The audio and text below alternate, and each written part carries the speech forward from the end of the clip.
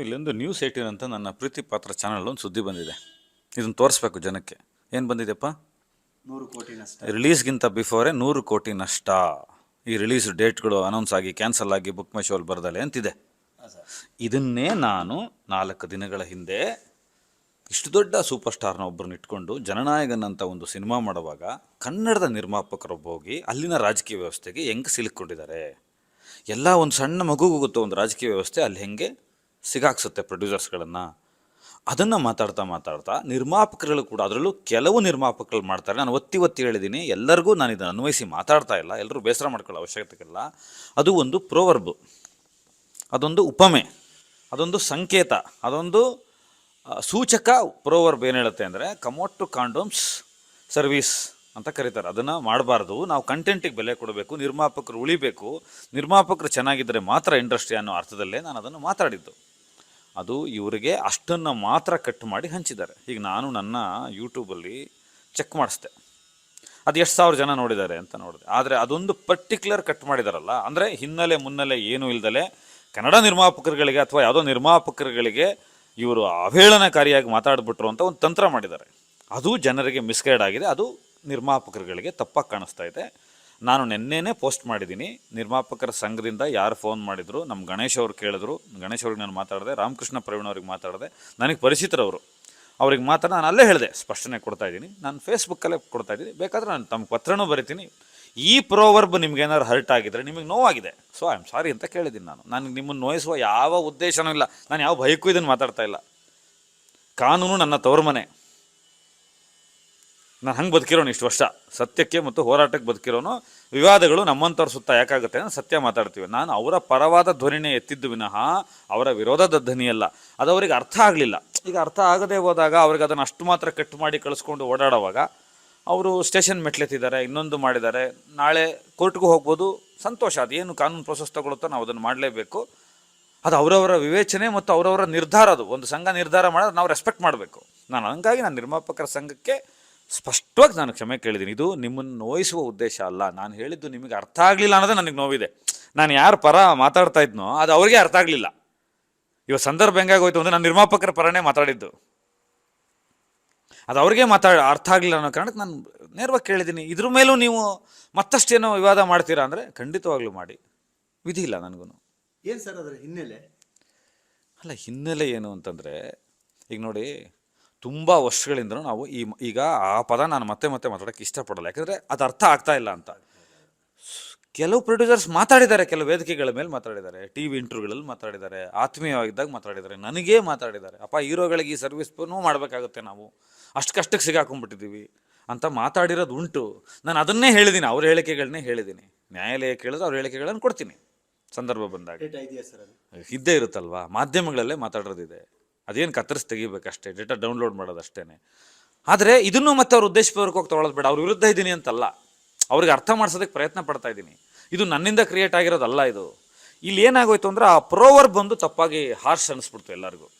ಅದು ನಾನು ಒಳ್ಳೆ ರೀತಿಲಿ ಹೇಳಿದ್ದದು, ಅದು ಬೇರೆ ಥರ ಅನ್ನಿಸ್ಬಿಡ್ತು. ನಾನು ಆ ಕಾರಣಕ್ಕೆ ಅದು ಹರ್ಟಾಗಿ ಹೋಯ್ತಲ್ಲ ಕೆಲವ್ರಿಗೆ. ಯಾಕಂದರೆ ನನಗೆ ಯಾರನ್ನೂ ನೋಯಿಸೋ, ಈಗ ನಾನು ಸಿನಿಮಾ ಮಾಡ್ತಾಯಿದ್ದೀನಿ, ನನಗೂ ಪ್ರೊಡ್ಯೂಸರ್ ಇಲ್ದೆಲ್ಲ ಸಿನಿಮಾ ಮಾಡೋಕ್ಕಾಗುತ್ತಾ? ಒಬ್ಬರು ನಿರ್ಮಾಪಕರು ಬರಲೇಬೇಕು, ಅವರು ಕನಸು ಕಟ್ಕೊಂಡು ಬರಬೇಕು, ಪ್ಯಾಷನೇಟ್ ಆಗಿರಬೇಕು, ಕಂಟೆಂಟಿಗೆ ಕೆಲಸ ಮಾಡಬೇಕು. ಹಂಗಿದ್ರೆ ತಾನೇ ಸಿನಿಮಾ ನಡೆಯೋದು. ತುಂಬ ಮುಖ್ಯವಾದ ಭಾಗ ನಿರ್ಮಾಪಕರು, ಅವ್ರಿಗೆ ನಾವು ಗೌರವ ಕೊಡಲೇಬೇಕು. ಅದು ಹೆಂಗಾಗುತ್ತೆ? ಹಂಗಂತ ನೀವು ನಮ್ಮನ್ನು ಅಗೌರವವಾಗಿ ಬೀದಿಲಿ ನಿಂತ್ಕೊಂಡು ಏಕವಚನದಲ್ಲಿ ಮಾತಾಡೋದು, ನನ್ನ ಫ್ಯಾಮಿಲಿ ಇಶ್ಯೂಸ್ ಮಾತಾಡೋದು, ನನ್ನ ಪರ್ಸ್ನಲ್ ಇಶ್ಯೂಸ್ ಮಾತಾಡೋದು, ಯಾರೂ ಒಪ್ಕೊಳ್ಳಲ್ಲ ಅದನ್ನು. ಈ ಥರ ಧರಣಿ ಮಾಡೋಕ್ಕೆ ಹೋದಾಗ ಈ ಥರದ ಇಶ್ಯೂಸ್ಗಳೆಲ್ಲ ಮಾಡಿಕೊಂಡು ಎಷ್ಟೋ ಜನ ಕೋರ್ಟಲ್ಲಿದ್ದಾರೆ ಆಲ್ರೆಡಿ. ಅದನ್ನು ಮಾಡ್ಕೋಬೇಡಿ ಅಂತ ಹೇಳ್ತೀನಿ. ಮಾತಿನ ಮೇಲೆ ನೀವು ಹಿಡ್ತಾ ಇಟ್ಕೊಳ್ಳಿ. ಈಗ ನಾನು ತಪ್ಪು ಮಾಡಿದೆ ಅಂತ ಇಟ್ಕೊಳ್ಳಿ, ಆಯ್ತಪ್ಪ, ನಾನು ಒಪ್ಕೊಂಡ್ಬಿಡ್ತೀನಿ, ನೀವು ಮಾಡಿದ್ದೇನೆ ನೆನ್ನೆ, ಅದರಲ್ಲೂ ಪರ್ಟಿಕ್ಯುಲರ್ ಆ ಮಂಜ ಮಾಡಿದ್ದೇನು, ಪೊಲೀಸ್ ಸ್ಟೇಷನ್ ಕಂಪ್ಲೇಂಟ್ ಕೊಡಬೇಕಿತ್ತು, ಕೊಟ್ಟರು, ಓಕೆ. ಮಾಧ್ಯಮಗಳಲ್ಲಿ ಮಾತಾಡುವಾಗ ಒಂದು ರೇಖಿ ಒಂದು ರೀತಿ ನೀತಿ ಬೇಡ. ನನಗೆ ಏನಕ್ಕೆ ಮಂಜು ಮೇಲೆ ನನಗೆ ಕೋಪ ಅಂತಂದರೆ, ನೋಡಿ, ಕೆಲವರೆಲ್ಲ ಮಾತಾಡಿದ್ದಾರೆ, ಅವರು ನನ್ನ ಸಂಪರ್ಕದಲ್ಲಿಲ್ಲ, ನನ್ನ ಜೊತೆ ಒಡನಾಟ ಇಲ್ಲ, ನನ್ನ ಜೊತೆ ಪರಿಚಯ ಕೂಡ ಇಲ್ಲ ಅವ್ರಿಗೆ. ಸೋಷಿಯಲ್ ಮೀಡಿಯಾದಲ್ಲಿ ಏನು ನೋಡಿರ್ತಾರೆ, ಸೋಷಿಯಲ್ ರೀಡಿಂಗ್ ಅಂತ ಕರಿತೀವಿ, ಅಷ್ಟು ಮಾತ್ರ ಅವ್ರಿಗೆ ಗೊತ್ತಿದೆ. ಸೊ ಅವ್ರಿಗೊಂದು ಕೋಪ ಬಂದಿದೆ. ಈ ಮಂಜಂಗೆ ನನಗೆ ಗೊತ್ತಲ್ಲ ಚೆನ್ನಾಗಿ, ಏನಂತ ಕರಿಬೇಕು ನಾನು? ಈಗ ನಾನು ಮಂಜಣ್ಣ ಅಂತ ಕರಿತಾ ಇದ್ನಲ್ಲ, ಇನ್ಮೇಲೆ ಅವನಿಗೆ ಏಕವಚನದಲ್ಲೇ ಮಾತಾಡೋದು ನಾನು. 2 ಕಾರಣಕ್ಕೆ. ನನಗೆ ಅವನು ಏಕವಚನ ಮಾತಾಡ್ದ ಅಂತ ನಾನು ವಾಪಸ್ ಏಕವಚನ ಮಾತಾಡ್ತಾ ಇಲ್ಲ. ನಾನು ಅವನಿಗೆ ಚಿಕ್ಕವನೇ, ಏಕವಚನದಲ್ಲಿ ಮಾತಾಡಿಸುವಂಥ ಅಧಿಕಾರ ಇಟ್ಕೊಂಡಿದ್ದ ಅವನು. ಯಾಕೆ ಆತ ನನಗೊಂದು ಫೋನ್ ಮಾಡಬೇಕಿತ್ತಲ್ಲ? ಎಲ್ಲ ಸಂದರ್ಭದಲ್ಲಿ ಚಿತ್ರರಂಗ ಒಂದು ಕುಟುಂಬ, ನಾವೆಲ್ಲ ಒಂದು ಕುಟುಂಬದವರು ಅಂತಾರೆ. ರೀ, ಈ ಚಿತ್ರರಂಗದಲ್ಲಿ ಒಂದೇ ಒಂದು ಸಿನಿಮಾದಲ್ಲಿ ಮೇಕಪ್ ಹಚ್ಚಿದವನು ಚಿತ್ರರಂಗಕ್ಕೆ ಸಂಬಂಧಪಟ್ಟವನೇ. 2 ಸಿನಿಮಾದಲ್ಲಿ ನಾನು 47 ಸಿನಿಮಾ ಕೆಲಸ ಮಾಡಿದ್ದೀನಿ. ರೈಟ್ರಾಗಿ ಕೆಲಸ ಮಾಡಿದ್ದೀನಿ, ಆ್ಯಕ್ಟ್ರಾಗಿ ಕೆಲಸ ಮಾಡಿದ್ದೀನಿ, ಡೈರೆಕ್ಟ್ರಾಗಿ ಕೆಲಸ ಮಾಡಿದ್ದೀನಿ. ಸುಮ್ಮನೆ ಡೈರೆಕ್ಟರ್ ಕಾರ್ಡ್ ಕೊಡಲ್ಲ, ಸೆನ್ಸಾರ್ ಕೊಡಲ್ಲ, ಟೈಟ್ಲ್ ಕಾರ್ಡ್ ಕೊಡಲ್ಲ, ಹೆಸರಾಕಲ್ಲ. ಯಾರ ಕೊಡುಗೆನ ಯಾರು ಪ್ರಶ್ನಿಸೋದು ಬೇಡ. ಎಲ್ಲ ಕನ್ನಡ ತಾಯಿ ಮಕ್ಕಳು ಒಂದು ರೂಫ್ ಕೆಳಗಡೆ ಕೆಲಸ ಮಾಡ್ತಿರೋದು. ಒಂದು ಕುಟುಂಬ ಅಂತ ಹೇಳುವ ಮಂಜುನಂಥ ಜನ ಏನಂತ ಕರಿಬೇಕು ನಾನು ಇವನಿಗೆ? ನನಗೊಂದು ಫೋನ್ ಮಾಡ್ಬೋದಿತ್ತಲ್ಲ, ನಾನು ಕರಿಬೋದಿತ್ತಲ್ಲ, ಕರೆದ್ಬಿಟ್ಟು ಗದರ್ಬೋದಿತ್ತಲ್ಲ, ನನ್ನ ಆ ಅಧಿಕಾರ ಇತ್ತಲ್ಲ ಅವನಿಗೆ. ಮಂಜಣ್ಣ ಅಂತ ಕರಿತಾ ಇದ್ನಲ್ಲ, ಯಾಕೆ ಹೇಳ್ಬಿಡ್ಲಿ ಅವನು? ಎದೆ ಮುಟ್ಕೊಂಡು ಹೇಳಿ, ಒಂದು ಒಡನಾಟ ಇರಲಿಲ್ಲ, ಯಾಕೆ ಬೇರೆ ಕಾರಣಕ್ಕೆ ಮಂಜು ಫೋನ್ ಮಾಡ್ತಿರ್ಲಿಲ್ವಾ? ಮಂಜಾ ಅಂತಲೇ ಕರಿಬೇಕು, ಮಂಜು ಅಂತಲೂ ಕರಿಬಾರ್ದು. ಇವರು ಕುಟುಂಬ ಅಂತ ಹೇಳೋರು ಆ ಕುಟುಂಬದ ರೀತಿ ನೀತಿಗಳನ್ನೇ ನಾಶ ಮಾಡಿದ್ರಲ್ಲ. ಹಾಗಾದ್ರೆ ಇನ್ಮೇಲೆ ಏನು ಬಂದರೂ ನಾನು ಮೀಡಿಯಾದಲ್ಲಿ ಮಾತಾಡಲಾ? ಯಾಕೆ ನಿರ್ಮಾಪಕರ ಪರವಾಗಿ ನಾನು ಧ್ವನಿ ಎತ್ತಿಲ್ವಾ? ಚೇಂಬರ್ ಪರವಾಗಿ ನಾನು ಧ್ವನಿ ಎತ್ತಿಲ್ವಾ? ಹಿಂದೆ ಕಳಶಾ ಬಂಡೂರಿ ಕಾಲಘಟ್ಟದಿಂದ ನನಗೆ ಎಷ್ಟು ಇಶ್ಯೂ ಆದಾಗ ನೀವು ಯಾರನ್ನು ಬೇಕಾದ್ರೂ ಸಂಪರ್ಕಿಸ್ಬೋದು. ಹಿಂದೆ ಇದ್ದಾಗ ನಾನು ಕೆಲಸ ಮಾಡಿಲ್ವಾ? ಅದನ್ನು ನಾನು ಹೇಳ್ಕೊಳ್ಳೋಂಥ ಅಗತ್ಯ, ಅದಕ್ಕೆ ರಿಯಾಯಿತಿ ಅಲ್ಲ ಇದು. ನಾವು ಹಿಂದೆ ಧ್ವನಿ ಎತ್ತಿದ್ವಿ ಅನ್ನೋ ಕಾರಣಕ್ಕೆ ಇವಾಗೇನೋ ತಪ್ಪು ಮಾಡಿದ್ವಿ, ಕ್ಷಮಿಸ್ಬಿಡಿ ಅಂತಲ್ಲ, ಇದನ್ನು ಮಾಫಿ ಮಾಡಿಬಿಡಿ ಅಂತಲ್ಲ. ಮಂಜುನಂತವ್ರು ಹೇಳ್ತಾ ಇರೋದು ನಾನು. ಕರೆದು ಗದರ್ಬೋದಿತ್ತಲ್ಲ, ಅವ್ರಿಗೆ ಅಧಿಕಾರ ಇತ್ತಲ್ಲ. ಒಂದು ಕುಟುಂಬ ಎಲ್ಲಾಗುತ್ತಂಗಾರೆ ಇದು.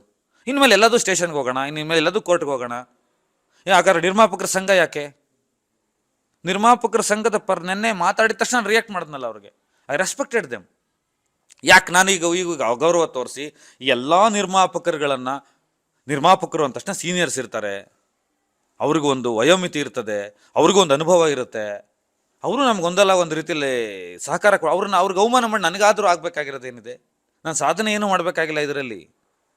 ಇದು ಪ್ರಚಾರ ತೇವಲಿಗೆ ಮಾತಾಡ್ತಿರೋದು ಯಾರು? ನಾನು ಕನ್ನಡ ಚಿತ್ರರಂಗ ಅಥವಾ ಭಾರತದ ಯಾವುದೇ ಇಶ್ಯೂ ಬಂದಾಗ ಮಾತನಾಡೋದು ನನ್ನ ಜವಾಬ್ದಾರಿ. ನಾನು ಮಾತಾಡ್ತೀನಿ.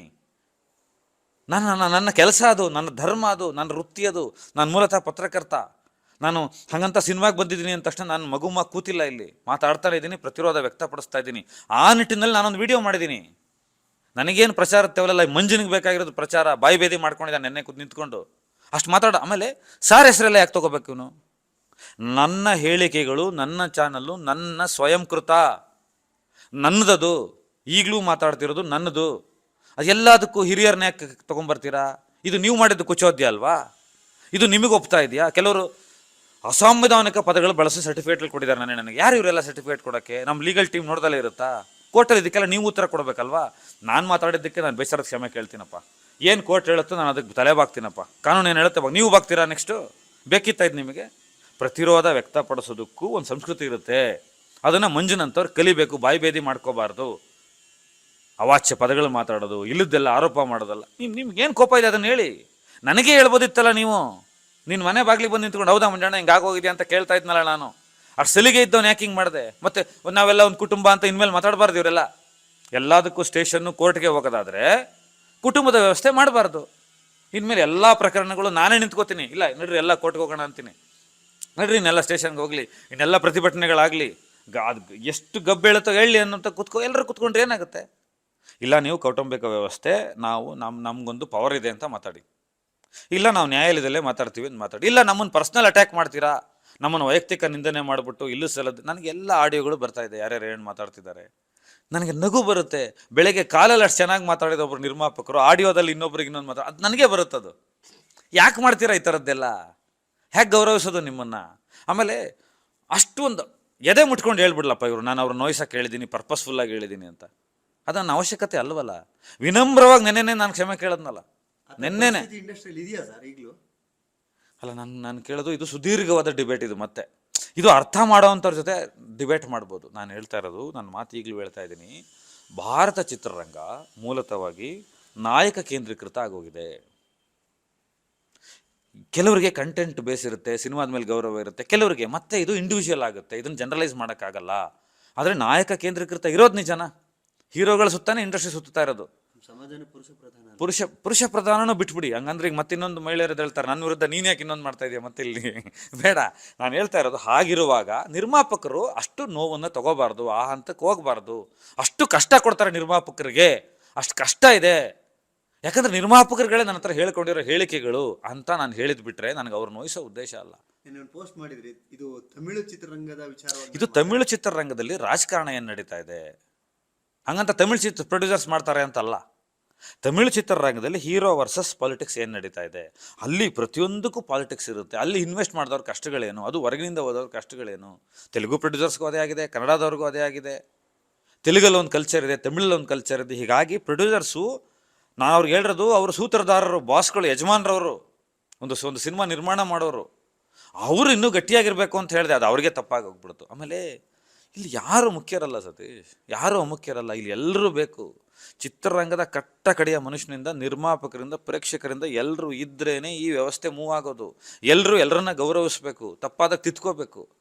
ನಾನು ಅದನ್ನು ಬೇಷರತ್ತಾಗಿ ನೆನ್ನೆ ಮಾಡಿದ್ದೀನಿ. ಅದಾದಮೇಲೂ ಕೂಡ ಕೆಲವು ಚಾನಲ್ಗಳಲ್ಲಿ ನೋಡ್ತಾ ಇದ್ದೀನಿ, ಈ ಮಂಜ ಪುಂಕಿಯಾಗಿ ಮಾತಾಡ್ತಾ ಇದ್ದಾನೆ. ಬಾಯಿ ಬೇದಿ ಯಾರ್ದಿದು? ಹೋಗ್ಲಿ, ನಾನು ರಿಯಾಕ್ಟ್ ಮಾಡೋದಕ್ಕಾರ ರಿಯಾಕ್ಟ್ ಮಾಡಬೇಕಲ್ವ. ಎಲ್ಲ ಸಂದರ್ಭದಲ್ಲಿ ಫೋನ್ ಮಾಡ್ತೀವಿ, ಮಾತಾಡ್ಕೋತೀವಿ, ಇನ್ನೆಲ್ಲ ಮಾಡ್ತೀವಿ. ಈ ಸಂದರ್ಭದಲ್ಲಿ ನೀನು ಬಾಯಿ ಬೇದಿ ಮಾಡ್ಕೊಂಡ್ಬಿಡ್ತೀಯಾ? ಬಾಯಿ ಬೇದಿ ಮಂಜ ಅಂತ ಹೆಸರಿಡ್ಲ ಇನ್ಮೇಲೆ ನನಗೆ ಪರ್ಟಿಕ್ಯುಲರ್ಲಿ ಆ ವ್ಯಕ್ತಿ ಬಗ್ಗೆ ಬೇಜಾರಾಗೋಯ್ತು. ಬಾಕಿ ಅವ್ರು ಮಾತಾಡ್ತಾರೆ ನೋಡಿ, ಅವ್ರಿಗೆ ನಮ್ಮ ಒಡನಾಟ ಇಲ್ಲದೆ ಹೋದವ್ರಿಗೆ ನಾವು ಕನ್ವಿನ್ಸ್ ಮಾಡೋಕ್ಕಾಗಲ್ಲ. ಸರಿ, ನಾವು ಅರ್ಥ ಆಗುವಾಗ ಅರ್ಥ ಆಗಲಿ, ಸಮಯ ತಗೊಳುತ್ತದು. ಈ ನನ್ನ ಮಾತುಗಳನ್ನ ಅವ್ರು ಸರಿಯಾಗಿ ಅರ್ಥ ಮಾಡ್ಕೋತಾರೆ ಅಂತೀನಿ. ಆದರೆ ಪ್ರತಿರೋಧ ವ್ಯಕ್ತಪಡಿಸ್ತೀವಿ ಅಂದವ್ರು ಹೆಂಗೆ ಮಾತಾಡ್ತಿದ್ರೆ, ಪ್ರತಿಭಟನೆಗೆ ಪ್ರಜಾಪ್ರಭುತ್ವ ವ್ಯವಸ್ಥೆಯಲ್ಲಿ ಅದಕ್ಕೊಂದು ರೀತಿ ನೀತಿಗಳಿದೆ. ಅದನ್ನು ತುಂಬ ಸರಿಯಾದ ಕ್ರಮದಲ್ಲಿ ಮಾಡಬೇಕು. ಬಾಯಿಗೆ ಬಂದಂಗೆ ಮಾತಾಡ್ಬಿಡೋದಲ್ಲ. ನಾನು ಹೋಗ್ಬಿಟ್ಟು ಮಂಜ ನೋಡಪ್ಪ, ನಾನು ಬಂದಿದ್ದೀನಿ, ನಾನು ಈ ಪಿಕ್ಚರ್ ಮಾಡ್ತಾಯಿದ್ದೀನಿ ಕಣೋ, ಇದನ್ನು ಮಾಡ್ತಾಯಿದ್ದೀನಿ ಕಣೋ, ನನಗೆ ಕಥೆ ಇದ್ರೆ ಹೇಳು ಅಂತ ಅವ್ನು ಹೇಳಿಲ್ವಾ? ಅವ್ನ ಮಗನ ಮೇಲೆ, ಅವ್ನು ನಂಬೋ ದೇವ್ರ ಮೇಲೆ ಆಣೆ ಇಟ್ಟು ಹೇಳ್ಬಿಡ್ಲಿ, ನನ್ನ ಜೊತೆ ಅವ್ನಿಗೊಂದು ಒಡನಾಟ ಇಲ್ಲ ಅಂತ ಹೇಳ್ಬಿಡ್ಲಿ, ನನ್ನ ಫೋನ್ ನಂಬರ್ ಇಲ್ಲ ಅಂತ ಹೇಳ್ಬಿಡ್ಲಿ. ಲಂಕೇಶ್ ಪತ್ರಿಕೆಯಲ್ಲಿ ಕೆಲಸ ಮಾಡಿದಾಗಿಂದ ಒಡನಾಟ ಇದೆ, ಕೇಳ್ಬೋದಿತ್ತಲ್ಲ ಅದನ್ನು ಯಾಕೆ ಮೀಡಿಯಾದಲ್ಲಿ ನಿಂತ್ಕೊಂಡ್ಬಿಟ್ಟು ಮತ್ತೊಂದೆಲ್ಲ ಮಾತಾಡೋದು? ಯಾಕೆ ಸುದೀಪ್ ಸರ್ ಹೆಸರು ತಗೋತಾ ಇದ್ದೀರಾ? ನೀವು ಸರ್ ಹೆಸರು ತಗೊತಾ ಇದ್ದೀರಾ? ಅಷ್ಟು ಯೋಗ್ಯತೆ ಇಲ್ವಾ ನಿಮಗೆ? ಅಷ್ಟು ಒಂದು ಹಿಡ್ತಾ ಇಲ್ವಾ ಯಾವುದನ್ನು ಮಾತಾಡಬೇಕು ಏನು ಅಂತ? ಎಲ್ಲದಕ್ಕೂ ಯಾಕೆ ಅವ್ರು ತಗೋತೀರಾ? ನಿಂದು ಕ್ಷತ್ರಿಮತೆ ಅಲ್ವಾ ಇದು? ಕುತಂತ್ರ ಅಲ್ವಾ ಇದು? ನಿನಗಿನ್ನು ಗೌರವ ಕೊಡಬೇಕಾಗುತ್ತಾ? ಇನ್ನು ಮುಂದಕ್ಕೆ ನಾನು ಮಂಜಣ್ಣ ಅನ್ನೋದನ್ನು ನೆನ್ನೆನೆ ಬಿಟ್ಟೆ. ಪದ ಮಂಜ ಅಂತಾನೆ ಕರೆಯೋದು, ಏಕವಚನದಲ್ಲೇ ಕರೆಯೋದು. ಒಬ್ಬ ವ್ಯಕ್ತಿ ಮೇಲಿರೋ ಕೋಪ ಇದು, ನಿರ್ಮಾಪಕನ ಮೇಲಲ್ಲ. ಒಂದು ವ್ಯಕ್ತಿತ್ವದ ಕೋಪ ಇದು. ನಾನು ಈಗಲೂ ಹೇಳ್ತೇನೆ, ನನ್ನನ್ನು ಕರೆದು ಗದರವಷ್ಟು ಅಧಿಕಾರ ಕೊಟ್ಟಿದ್ದೆ ಅವನಿಗೆ. ಅಧಿಕಾರ ಇತ್ತು, ಆ ಪ್ರೀತಿ ಇತ್ತು, ಅದನ್ನು ಕಳ್ಕೊಂಡ ಆ ಮನುಷ್ಯ ಆತ ನೆನ್ನೆ ಸ್ಟೇಷನ್ಗೆ ಹೋಗಿದೆ ಸರ್. ಕೊನೆಯದಾಗಿ ನಿಮ್ಮ ಸರ್ ಕಾನೂನಿಗೆ ಹೋಗಿದೆ. ನಾನು ನನ್ನ ಸ್ಟೇಟ್ಮೆಂಟ್ ಏನು ನಾನು ನೆನ್ನೆ ಡಿಜಿಟಲ್ ಫಾರ್ಮಲ್ಲಿ ಹೇಳಿದ್ದೀನೋ ಆ ಪ್ರೋವರ್ಬು ನಿಮಗೆ ತಪ್ಪಾಗಿ ಅರ್ಥ ಆಗಿದೆ. ನನಗೆ ಗೊತ್ತಾಯಿತು, ನನ್ನ ಮಾತುಗಳು ಹಾರ್ಶ್ ಆಗಿತ್ತು, ನಾನು ಹೇಳುವ ಕ್ರಮ ಸರಿಯಾಗಿರಲಿಲ್ಲ, ನಾನು ಒಪ್ಕೊಂಡಿದ್ದೀನಿ. ಆ ಪ್ರೋವರ್ಬಿಗೆ ನಿರ್ಮಾಪಕರ ಸಂಘಕ್ಕೆ ನಾನು ಕ್ಷಮೆ ಕೇಳಿದ್ದೀನಿ. ಯಾರು ಇದರಿಂದ ನೊಂದ್ಕೋಬೇಡಿ, ಸರಿಯಾಗಿ ಅರ್ಥ ಮಾಡ್ಕೊಳ್ಳಿ, ನನ್ನ ಕ್ಷಮೆ ಇರಲಿ ಅಂತ ಹೇಳಿದ್ದೀನಿ. ಇದರ ಆಚೆಗೆ ಮಾತಾಡ್ತಾ ಇದ್ದಾರಲ್ಲ ಅವರೆಲ್ಲರ ವಿರುದ್ಧ ನನ್ನ ಹೋರಾಟ ಇರುತ್ತೆ. ಅದರಲ್ಲೂ ಮಂಜುನ ವಿರುದ್ಧ ಅಂತೂ ಹೋರಾಟ ಇದ್ದೇ ಇರುತ್ತೆ. ಯಾರ್ಯಾರು ಅನ್ಪಾರ್ಲಿಮೆಂಟ್ ವರ್ಡ್ ಯೂಸ್ ಮಾಡ್ತಾ ಇದ್ದಾರೆ, ಯಾರ್ಯಾರು ವೈಯಕ್ತಿಕ ದಾಳಿ ಮಾಡ್ತಾ ಇದ್ದಾರೆ, ಯಾರು ಸಾರನ್ನೇ ಕೇಳ್ಕೊಂಬರ್ತಿರಲ್ಲ ನೀವು? ಅಷ್ಟು ವಿವೇಚನೆ ಇಲ್ವಾ ನಿಮಗೆ? ಅಷ್ಟು ಬಾಯಿ ಬೇದಿನ, ಅಷ್ಟು ಡೀಸೆಂಟ್ನ, ಅಷ್ಟು ತೀಟೆನ ನಿಮಗೆ ಮಾತಾಡೋದು? ಬನ್ನಿ ನ್ಯಾಯಾಲಯಕ್ಕೆ ಮಾತಾಡೋಣ, ಕರ್ಕೊಂಡು ಹೋಗ್ತೀನಿ. ಡೆಫಿನೆಟ್ಲಿ ನ್ಯಾಯಾಲಯಕ್ಕೆ ಹೋಗಲಿ ಅಂತ ಆಶಿಸ್ತೀನಿ. ಪೊಲೀಸರಿಗೆ ಏನು ಹೇಳಬೇಕು ಅದನ್ನು ಹೇಳ್ತೀನಿ, ಕಾನೂನಿಗೆ ಏನು ಹೇಳಬೇಕು ಅದನ್ನು ಹೇಳ್ತೀನಿ. ಕಾನೂನು ಮುಂದೆ ಯಾರು ದೊಡ್ಡವರಲ್ಲ, ಕಾನೂನು ತುಂಬ ದೊಡ್ಡದು. ನಾನು ಪ್ರಜಾಪ್ರಭುತ್ವ ವ್ಯವಸ್ಥೆಯಲ್ಲಿ, ಸಂವಿಧಾನದಲ್ಲಿ ಇಷ್ಟು ವರ್ಷಗಳ ಕಾಲ ಸಂವಿಧಾನ ಪರವಾದಂಥ ಹೋರಾಟ ಮಾಡ್ಕೊಂಡು ಬಂದಿರೋನು. ಎಂತೆಂಥ ಸಮಸ್ಯೆಗಳು ನನ್ನ ಜೀವನದಲ್ಲಿ ಆದಾಗಲೂ ಕೂಡ ಸಂವಿಧಾನವೇ ನಮ್ಮನ್ನು ಕಾಪಾಡಿರೋದು. ನಾವು ಸಂವಿಧಾನದ ರಕ್ಷಣೆಯಲ್ಲಿರೋರು. ಕಾನೂನು ಏನು ಹೇಳುತ್ತೆ ಅದನ್ನು ಕೇಳ್ತೀನಿ, ಆದರೆ ಕಾನೂನಿನ ಮನೆಯಲ್ಲಿ ಇದನ್ನೂ ಪ್ರಶ್ನೆ ಮಾಡ್ತೀನಿ, ಈ ಬಾಯಿಬೇದಿ ಮಂಜನ್ನು ಪ್ರಶ್ನೆ ಮಾಡ್ತೀನಿ, ಬಿಡಲ್ಲ. ಇದು ಎಲ್ಲ ನಿರ್ಮಾಪಕರಿಗೆ ಅರ್ಥ ಆಗಲಿ ಅಂತ ಕ್ಷಮೆಯೊಂದಿಗೆ ಅವ್ರಿಗೆ ಅರ್ಥ ಮಾಡಿಸ್ತಾ ಇದ್ದೀನಿ. ಪ್ರತಿರೋಧವೂ ಕೂಡ ನಿಮ್ಮ ಹಕ್ಕು, ನಿಮ್ಮ ವಿವೇಚನೆ, ಆದರೆ ಅದೂ ಒಂದು ಸರಿಯಾದ ಮಾರ್ಗದಲ್ಲಿ ಇರಲಿ ಅಂತ ಅವರಲ್ಲಿ ಕಳಕಳಿಯ ವಿನಂತಿ ಮಾಡ್ತೀನಿ.